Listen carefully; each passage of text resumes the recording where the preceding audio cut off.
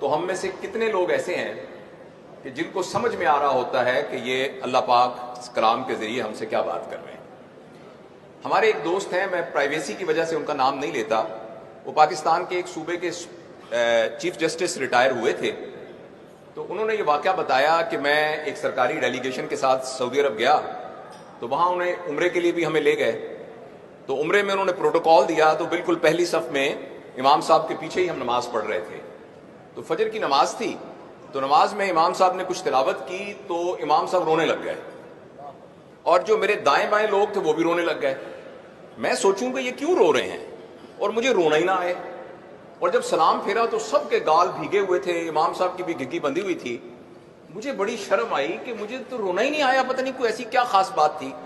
تو میں نے ساتھ والے سے پوچھا، اس نے کہا آپ نے سنا نہیں جب انہوں نے کہا تھا وَامْتَازُوا الْيَوْمَ أَيُّهَا الْمُجْرِمُونَ، تو اس پر امام صاحب کی رونے لگ گئے۔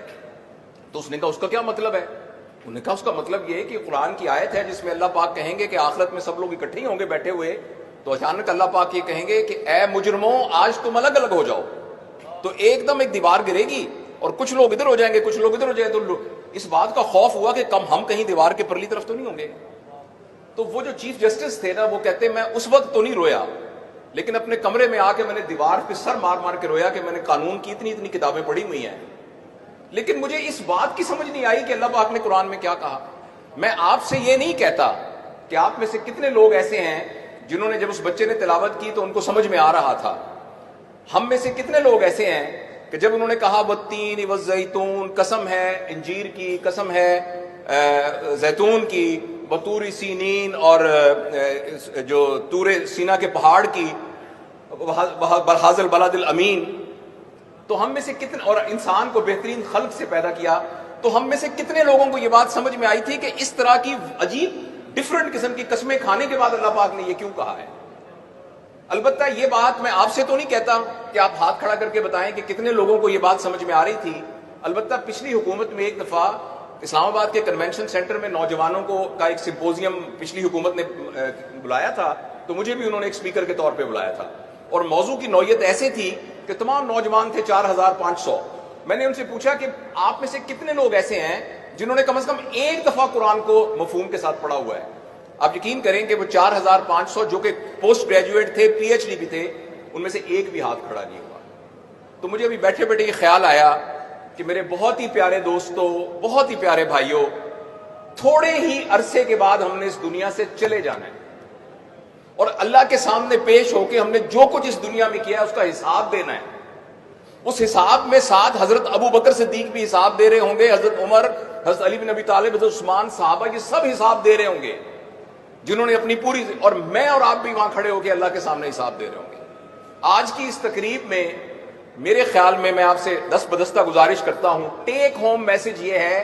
کہ آپ کے بچے کے ایف ایس سی میں نمبر نہیں آئے، اس بات پر گھر میں 10 دن سوگ ہوتا ہے، تو اس بات پر بھی سوگ ہونا چاہیے کہ میرے بچے کو تو قرآن کا پتہ ہی نہیں ہے۔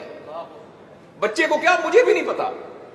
میں ایک جگہ کا بڑا افسر ہوں، میں بہت مالدار ہوں، میری بڑی پراپرٹی ہے، میں نے ایک دفعہ بھی قرآن کو مفہوم کے ساتھ نہیں پڑھا۔ آپ حضرات کچھ لوگوں کا تعلق آرمی سے ہے، آپ ایک ایکسپیڈیشن کے لیے کوئی بھیجیں اور ان کو ایک مینول دیں جس میں سارا روڈ میپ ہو، اور وہ آپ کا جو بندہ ہے وہ وہاں جائے اور جا کے وہ روڈ میپ ہی نہ کھولے۔ تو اس طریقے سے اللہ تعالیٰ نے اس دنیا میں ہمیں بھیجا تھا کہ ہم یہاں آ کر لارجر دین لائف کوئی کام کر کے جا سکے۔ نبی کو مثال کے طور پر بھیجا اور ایک مینول بھیجا۔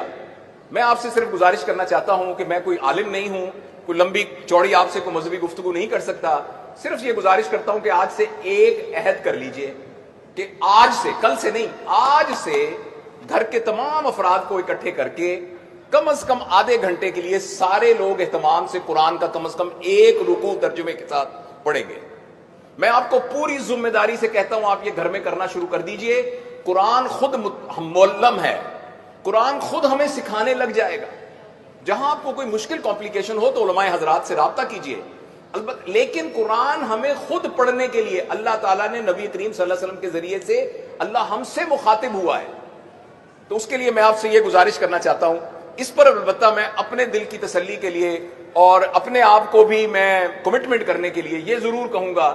کہ آپ میں سے کتنے لوگ، خاص طور پہ ہماری بیٹیاں اور بہنیں،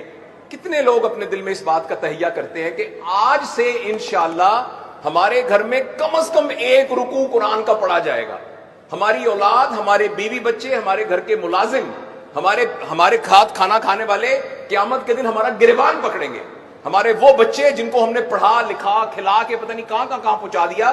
وہ ہمارا گریبان پکڑیں گے کہ آپ اتنے پڑھے لکھے، اتنے مالدار، اتنا سب کچھ تھے، آپ نے ہمیں ایک دفعہ بھی قرآن نہیں پڑھ کے مفہوم بتایا. آپ کو پتہ ہی نہیں سورہ کہف میں کیا لکھا